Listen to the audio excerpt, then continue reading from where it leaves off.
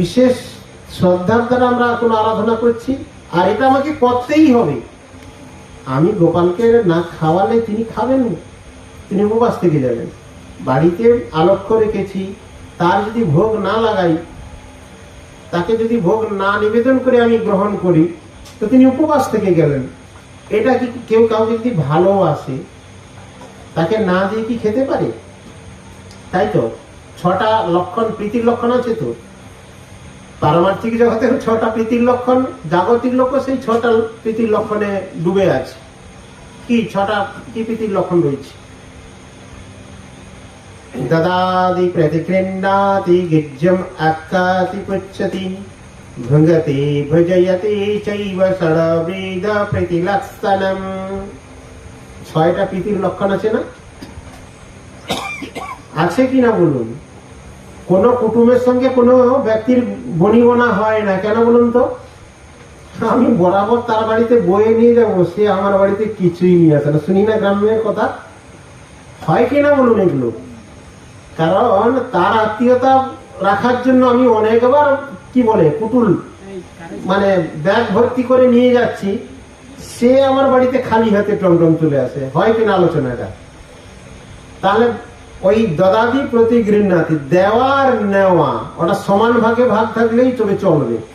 যার সঙ্গে হচ্ছে না তার সঙ্গে বিচ্ছিন্নতা হয়ে যাচ্ছে, হয় কিনা? তাহলে দেওয়া নেওয়া, খাওয়া খাওয়ানো, শোনা শোনানো, 6টা সহজ কথা যেটা বলা যায়। দিদি দেখেন না, গ্রামে একজন ব্যক্তি যাচ্ছে, তার পথের মধ্যে আরেকজন দেখা গেলেই সাংসারিক কথা। মায়েরা মায়েদের সঙ্গে দেখা গেলে তোমার বৌমা কি রান্না করেছে, কি কি রান্না করেছে, কি ব্যাপার ইত্যাদি শোনানো। তার কাছ থেকে কিছু শুনবে, তাকে আবার কিছু শোনাবে। দেওয়া নেওয়া আর খাওয়া খাওয়ানো। আমি এই যে অনেকের শ্রবণ করি যে আমি গ্রামের সবার বাড়িতে খেয়ে আসছি, আমি একটাবার খাওয়াবো না। তারা খাওয়া খাওয়ানো, কিন্তু সেটা কার সঙ্গে করতে বলেছে শাস্ত্র? ভগবানের সঙ্গে করতে বলেছে। ভগবানের কথা শুনতে হবে। আর আমার কথাও ভগবান কি, আমাদের কথা ভগবান শুনে? হ্যাঁ কি না বলুন? তাহলে এত স্তব কেন? সকাল থেকে কীর্তন কার জন্য করছেন? ওই মাইক লাগিয়ে বাইরের লোকের মনোরঞ্জন ও কোনোদিনই পারবেন না। আপনি কালকে শুনবেন এর সুরটা ঠিক নেই, তার তালটা ঠিক হয়নি, সে ঝম্প বেশিয়ে বাজিয়ে দিয়েছে, এ জোরে বাজিয়ে দিয়েছে, এ আবার কি কীর্তন, তালের লহরই নেই, ভৈরব শিবরঞ্জনী আদি রাগ আদি ইত্যাদি ইত্যাদি ইত্যাদি ইত্যাদি এইভাবে চলতে থাকবে। কিন্তু মনে করুন তো, আপনার বাড়ির ছোট্ট সন্তান আধো আধো কথায় যখন প্রথম তার বাবা মাকে ডাকে, বাবা উচ্চারণ হয় না, তখন সেই পিতার কিরূপ আনন্দ হয়। এই রসায়িত সংসার মতো নাকি? পিতামাতা তার সন্তানের ডাক শোনার জন্য কত ছোট ছোট বাচ্চাটাকে লালন পালন করে, বাবা বল, বাবা বল, বাবা বল, কত বাচ্চাকে মা মা মা কি বাবা ইত্যাদি শেখানো হয়তো। সে যখন আধো আধো স্বরে প্রথম তার বাবা মাকে ডাকে, তখন আনন্দে আখ্যানা হয়ে যায় জগৎবাসী। তো সাক্ষাৎ ঈশ্বর যিনি, পরমেশ্বর যিনি, তারই তো সন্তান আমরা। আমাদের সুর থাক, তাল থাক, যাই থাক, সে মতো অবস্থায় যদি একগ্রতা ভাবে ভগবানকে ডাকা যায়, তিনি কতটা খুশি হবে। নিতাই গৌর প্রেমানন্দে। সেবা করবেন তো ভগবানের সেবা করুন, কীর্তন করবেন তো ভগবানের কাছে কীর্তন করুন। ভগবান তিনিও শ্রবণ করার জন্য বিগ্রহ রূপে, আলক্ষ্য রূপে আমাদের কাছে তিনি এসেছেন। তিনি স্তব স্তুতি আদি শ্রবণ করার জন্য। যাই হোক, অনেক কথায় চলে যাচ্ছি। তো রঘুনাথ দাস গোস্বামী পরে তিনি সংসারে গেলেন এবং তাকে সংসার আসক্ত করার জন্য তার পিতামাতা আদি সুন্দরী স্ত্রী তার সুন্দরী কন্যা দেখে বিবাহ দিলেন, কিন্তু তাতেও তিনি সংসার আসক্ত হলেন না। তিনি ভগবানের নির্দেশ, মহাপ্রভু যে বলেছেন অন্তরে নিষ্ঠা করো, বাইরে লোক ভগবান, এমন ভাবে আচরণ করে রঘুনাথ দাস গোস্বামী জীবন যাপন করলেন, কেউ বুঝতে পারলেন না। তিনি তার বাড়ির যে মন্দির রয়েছিল সেই মন্দিরের নাট্য মন্দিরে শয়ন করতেন। তার পাহারাদারের ব্যবস্থা করেছিল তার বাবা, যাতে সংসার থেকে চলে না যায়। দিনের বেলা তো পাহারা ছিল, রাত্রেও পাহারার ব্যবস্থা ছিল, যাতে রাত্রে না চলে যায়। এত বেড়ির মধ্যে থেকে তিনি রাত্রিতে চলে গেলেন, যে নিত্যানন্দ প্রভুর কাছে গেলেন। রঘুনাথ দাস গোস্বামীর চিরাদধি মহোৎসব হয়েছিল না সেই সময়, তিনি নিত্যানন্দ প্রভু কৌশল করে তার কিছু কি ছিল, তিনি যে সংসার ত্যাগ করে এসছেন, এই যে এই শিক্ষাগুলো কেমন দিয়েছিলেন, কিছু কি বলে ওকে মোহর কাছে ছিল, তো সেটা খরচা করিয়ে দিলেন। যেমন সনাতন গোস্বামী পাদ, তিনিও যখন বৃন্দাবন অভিমুখে যাত্রা করলেন সমস্ত কিছু ত্যাগ করে, তার যে সেবক সনাতন গোস্বামী পাদ, তার যে যত অর্থ আদি ছিল সবই তো দান করেছিলেন। দান করার পরও তার যে সেবক ছিল, তার সঙ্গী যিনি ছিলেন, তিনি পথে কি হবে না হবে এই চিন্তা করে কিছু মোহর রেখে দিয়েছিলেন। তো সনাতন গোস্বামী পাদ সেটা জানেননি, তার অজান্তে রেখে দিয়েছিলেন। কিন্তু পথে যেতে যেতে যখন সনাতন গোস্বামী পাদ কে ডাকাত, সেই ডাকাত যখন তাকে প্রচুর আপ্যায়ন করতেছেন, তখন সনাতন গোস্বামী পাদ এখনকার দিনের প্রধানমন্ত্রী ছিলেন, তিনি বৃত্তিকোষ সামলাতেন তো রাজা হোসেন সাহেব। তো তিনি মাথায় চিন্তা করলেন যে আমার তো একজন দিন দরিদ্র ভিক্ষুককে ভিক্ষুককে এত সম্মান প্রদান কেন করছে, এত খাতির আপ্যায়ন কেন, কারণটা কি? তিনি মনে মনে ভাবছেন, নিশ্চয়ই আমাদের কাছে কিছু গুপ্তধন না থাকলে এত আপ্যায়ন তো করবে না, ওরা তো ডাকাত, এরা পথের মধ্যে তো ডাকাতি করে বেড়ায়, এত আপ্যায়ন করে আমাকে রাত্রিবাস করার জন্য এত মানে কি বলবো খাতির অভ্যর্থনা কেন করছেন। তখন তিনি বুঝতে পারলেন এবং সেবককে বললে, কি তুমি কি কিছু রেখেছ মোহরাদি? না, এত কিছু মোহরা আছে।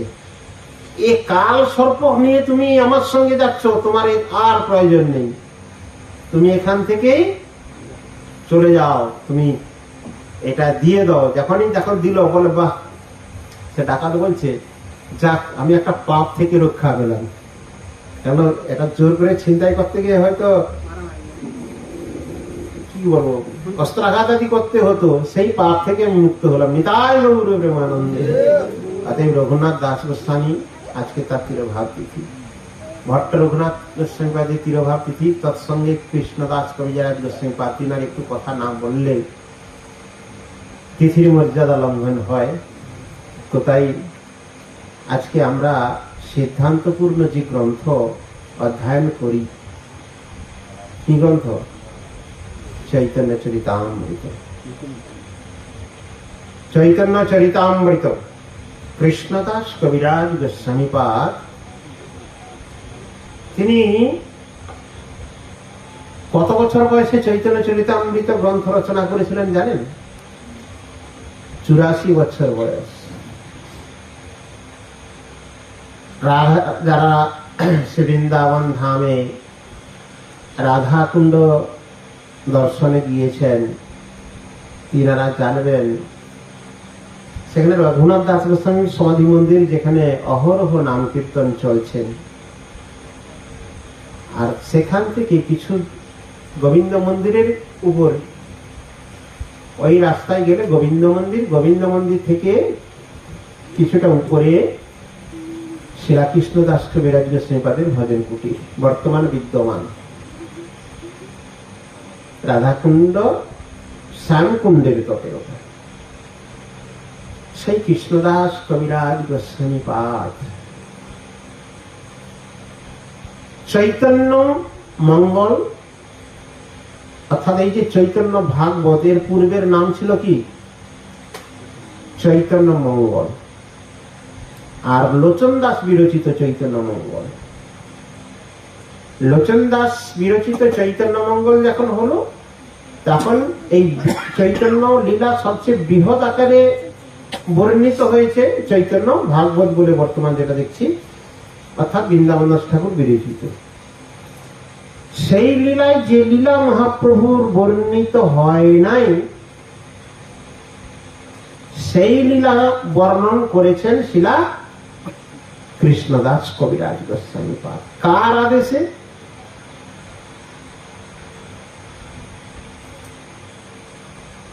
মদন মোহনের আদেশে। রাধাকুণ্ডে মদন মোহন মন্দির কোথায়? রঘুনাথ দাস গোস্বামীর সমাধি মন্দিরে গোপীনাথ মন্দির, তাই তো? কিছুটা গেলে গোবিন্দ মন্দির। আর মদন মোহনের মন্দির হচ্ছে গোপকুয়াদি, যে বনবিহারী মহাদেব আছেন, সেটা পারিয়ে যাওয়ার পর ডান সাইডে মহাপ্রভুর বিশ্রামাগার। মহাপ্রভু যে খেজুর তলায় বসে নাম করেছিলেন, বিশ্রাম নিয়েছিলেন রাধা শ্যামকুণ্ডে, সেটা পেরিয়ে আসার পর, অর্থাৎ ধর্মশালার অপোজিট সাইড রাধাকুণ্ডে, ওইখানে আছেন মদন মোহন মন্দির। প্রায় সময় বন্ধ থাকে, সেবা পূজা খুব সুন্দর হয়। ওটা একটু ভিতরে ঢুকতে হয়, অনেকে হয়তো জানেন। ওইখানে আছেন মদন মোহন মন্দির। কৃষ্ণদাস কবিরাজ গোস্বামী পাদ যেখানে ভজন করতেন, সেই সাজা শ্যামকুণ্ডের এ সাইডে কৃষ্ণদাস কবিরাজ গোস্বামী পাদ ভজন করছেন, শ্যামকুণ্ডের অপোজিট সাইডে মদন মোহন মন্দির। আর কৃষ্ণদাস কবিরাজ গোস্বামী যখন ভজন করতেন, তার পিছনে হচ্ছে গোবিন্দ মন্দির, আর এদিকে আগের দিকে হচ্ছে গোপীনাথ মন্দির। তো সেই মদন মোহন তিনি যা লিখান আমি তাই লিখি, সাক্ষাৎ কৃষ্ণদাস কবিরাজ গোস্বামী বলেছেন। এবং ওখানে গৌড়িয়া শব্দের ব্যাখ্যা খুব সুন্দর। এই তিন ঠাকুর আমায় করিয়াছেন আত্মসাৎ, এই তিনের চরণবন্ধু তিনি আমার নাথ। সাক্ষাৎ মদন মোহন আমাকে যা লিখাচ্ছে আমি তাই লিখছি। 84 বছর বয়সে হাত কাঁপছে, তিনি চৈতন্য চরিতামৃত নামক গ্রন্থ সিদ্ধান্তের চূড়ামণি, সিদ্ধান্তের একবারে খনি বললে চলে। গৌড়ীয় সিদ্ধান্ত, বৈষ্ণব সমাজের সিদ্ধান্তের সব কথা সুন্দরভাবে বর্ণিত হয়েছেন চৈতন্য চরিতামৃত যারা অধ্যয়ন করেছেন। পদে পদে পীযূষ কি না আছে। চৈতন্য চরিতামৃত মহারাজগণ, গৌড়ীয় বৈষ্ণবগণ বারবার বলেন যে চৈতন্য ভাগবত 10 বার অধ্যয়ন করার পর বোধগম্য হলে তবে চৈতন্য চরিতামৃত অধ্যয়ন করার অধিকার লাভ হয়। তাই গৌরবে মানন্দে এত সিদ্ধান্ত নিপুণ গ্রন্থ শ্রীপাদ কৃষ্ণদাস কবিরাজ গোস্বামী পাদ। তিনি সেই চৈতন্য চরিতামৃত গ্রন্থ, আমাদের এই চৈতন্য ভাগবত সমাপ্ত হয়ে গেলে পরবর্তীতে আমরা চৈতন্য চরিতামৃতই আরম্ভ করব। যাক, আর বিস্তারিত ব্যাখ্যায় আমি যাচ্ছি না, কারণ গ্রন্থতে আমরা শ্রবণ করব। আমরা পূর্বের অধিবেশনে আমরা শ্রবণ করেছিলাম শ্রীমন মহাপ্রভু দিগ্বিজয় পণ্ডিতকে কিভাবে পরাস্ত করেছিলেন, তাই তো? চৈতন্য ভাগবতের আদি খণ্ডের 13 অধ্যায়ে 120 নম্বর পয়ার আমরা শ্রবণ করেছি, তৎপরে শ্রবণ করব। নিতাই গৌর প্রেমানন্দে কৃষ্ণ লীলা ভাগবতে কাহে বেদ ব্যাস, চৈতন্য লীলার ব্যাস বৃন্দাবন দাস। বৃন্দাবন দাস কইল চৈতন্য মঙ্গল, যাহার শ্রবণে নাসে সর্বয় মঙ্গল। চৈতন্য নিতায়ের যাতে জানিয়া মহিমা, যাতে আছে কৃষ্ণ ভক্তি সিদ্ধান্তের সীমা। মনুষ্য রচিতে নারে হইছে গ্রন্থ ধন্য, বৃন্দাবন দাস মুখে বার্তা শ্রী চৈতন্য। শিশু শাস্ত্র ব্যাকরণ করায় ব্রাহ্মণ, সে মরে জিনিল হেন বিবিধ ঘটন। সরস্বতী করে অন্যথা দেখি হয়, এহ মোর চিত্তে বড় লাগিল সংশয়। অর্থাৎ মহাপ্রভুর কাছে যখন সেই আমরা শ্রবণ করেছিলাম তো পূর্বে, গঙ্গায় মহত্তম, গঙ্গার মহিমা প্রবাস করতে করে বলেছিলেন সেরা দিগ্বিজয় পণ্ডিতকে, তো তিনি কত সময় গঙ্গার মহাত্ম বর্ণনা করেছিলেন? কত সময়? আর আগের অধিবেশনে বিশেষভাবে আলোচিত হয়েছিল। এক প্রহর, 3 ঘন্টা সময় তিনি, যার জিহায় দেবী সরস্বতী বিরাজিতা, যিনি সমগ্র পৃথিবীতে ভ্রমণ করে ছাড়পত্র জয়পত্র নিয়ে তদানীন্তন কালে শ্রী নবদ্বীপ ধামে এসেছেন, সেখান থেকে জয়পত্র পেলেই তিনি দিগ্বিজয়ী আখ্যায়িত হবেন। অতএব মহাপ্রভু কিভাবে তার মর্যাদা রেখে তাকে পরাস্ত করেছিলেন। মহাপ্রভু সবসময় মর্যাদা লক্ষণ শিখিয়েছেন বৈষ্ণবগণকে। তিনি যখন প্রয়াগ ধাম, কাশী ধামে নাম প্রচার প্রকাশানন্দ সরস্বতীর দ্বারা করেছিলেন, তখনও খুব দৈন্য ভরে তিনি সেখানে গিয়েছিলেন। সেই নিমন্ত্রণ ভিক্ষা গ্রহণ করে সন্ন্যাসীদের সভা মধ্যে পাদুকা পরিত্যাগ স্থানে মহাপ্রভু বসেছিলেন। তো যাই হোক, সে অনেক সেদিকে আমি যাচ্ছি না। তো এইখানে তিনি চিন্তা করছেন দিগ্বিজয় পণ্ডিত, যে একটা শিশু নিমাই পণ্ডিত তখন বয়স কত? খুব অল্প, 16, 17, 18 এরকম বয়স। আচ্ছা, এরকম একটা শিশু যে ব্যাকরণ ব্যাখ্যা করে, ব্যাকরণ পড়ায়, সেই তার কাছে আমি পরাস্ত হয়ে গেলাম। কারণ কি? নিশ্চয়ই দেবী আমার প্রতি প্রসন্ন হয়েছেন। দেবী স্থানে মোর বা জন্মিল কোন দোষ, অতএব হইল মোর প্রতিভা সংকোচ। অবশ্য ইহার আজি বুঝিব কারণ, এত বলি মন্ত্র জপে বসিলা ব্রাহ্মণ। মন্ত্র যোগী দুঃখে বিপ্র শয়ন করিলা, স্বপ্নে সরস্বতী বিপ্র সন্মুখে আইলা। তিনি মনে মনে ভাবছেন যে বুঝি দেবীর কাছে আমি কোনো দোষ করেছি, তাই আমার এই শাস্ত্র জ্ঞান সংকুচিত হয়ে গেল, আমি তাই পরাস্ত গ্রহণ করলাম। এর কারণ কি আমাকে অবশ্যই জানতে হবে। তাই বিশেষ ভাবে দেবী মন্ত্রজপ আদি করে আরাধনা করে তিনি যখন শয়নে গেছেন, তখন স্বপ্নে সাক্ষাৎ দেবী তার কাছে উপস্থিত হলেন। সাধক আমরা মাধবেন্দ্র পরিপাদের আখ্যান আদি দ্বারা জানতে পারি। সেবার সনাতন গোস্বাইপাদ তিনিও বলছেন, তুমি আজকে নুন চাচ্ছ, কালকে এটা চাচ্ছ, আমি এক বৃক্ষের তলায় একদিন বাস করি। কি বৈরাগ্য! কারণ কি? কেন সনাতন গোস্বাইপাদ এক বৃক্ষের তলায় একদিন বাস করতেন বলুন তো? কারণ একটা বৃক্ষের তলায় যদি 2 দিন থাকেন, সেই বৃক্ষের প্রতি তার আসক্তি হয়ে যাবে, মমতা জন্মে যাবে। যদি বৃক্ষ তলা না ছেড়ে যেতে পারেন, নিতাই গৌর প্রেমানন্দে। আর আমরা সংসার সংসার বলি, মিছে গেল কাল, লাভ না হইল কিছু, ঘটিল জঞ্জাল। শ্রীবৃদ্ধি হচ্ছে লাতি পুতি, তার লাতি তার ইত্যাদি দেখেও শান্তি নেই। আরো চাই, আরো চাই, আরো সময়।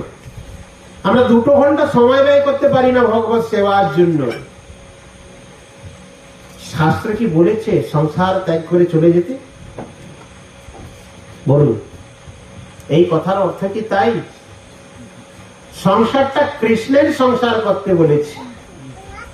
শত প্রতিকূলের মধ্যে অনুকূল খুঁজে গ্রহণ করতে হবে। কর্মজীবনে কর্মের মধ্যে আপনি আছেন, তার মধ্যে থেকে আপনাকে সময় বের করে ভজন রাজ্যে প্রবেশ করতে হবে, হরি ভজনে সময় দিতে হবে। ওই সময়ে আমার 24 ঘন্টার মধ্যে আমি যদি অর্থ উপার্জনে 8 ঘন্টা সময় দিই, তাহলে বাকি আরো সময় কত থাকছে? আরো 16 ঘন্টা। দৈহিক বিশ্রাম, শয়ন ভোজন আদিতে আরো যদি আমি দিয়ে দিই 6-7 ঘন্টা, তার আর কত থাকলো? আমি 8 ঘন্টায় দিয়ে দিলাম, কত গেল? 8 × 16 ঘন্টা। বাকি থাকলো কত? 8 ঘন্টা। আমরা 2 ঘন্টা দিতে কি কষ্ট পাই। যাই হোক, তো সনাতন গোস্বামীপাদ তিনি ভগবানকে বলছেন, আজ তুমি লবণ চেয়েছ, কালকে অন্য মানে শুকার রুটি দিয়েছেন, বলছে যে তুমি রুটি একটু দিয়েছো, রুটির মধ্যে একটু লবণ দিতে পারো নাই? আমার খুব কষ্ট হয় এই রুটি খেতে। কিরকম ভক্ত ভগবানের সম্পর্ক দেখুন, যে তুমি শুকনা রুটি দিয়েছো, একটু তাতে নুন নাই, নুনবিহীন রুটি আমি খেতে পারি? ভগবানের কি খাবার অভাব? করতুম অকর্তুম অন্নদা করতুম সমর্থ বিশ্ব ব্রহ্মাণ্ডের মতো কোটি কোটি বিশ্ব ব্রহ্মাণ্ডের যিনি মালিক, সবই কিছুই তার, তিনার কি অভাব? তিনি সনাতন গোস্বামীপাদের সেই শুকনো রুটি, লবণবিহীন রুটি খেতে কষ্ট হচ্ছে বলে সনাতন গোস্বামীপাদকে বলছে তুমি একটু লবণ দিতে পারো নাই? আর সনাতন গোস্বামীপাদ রেগে বলছে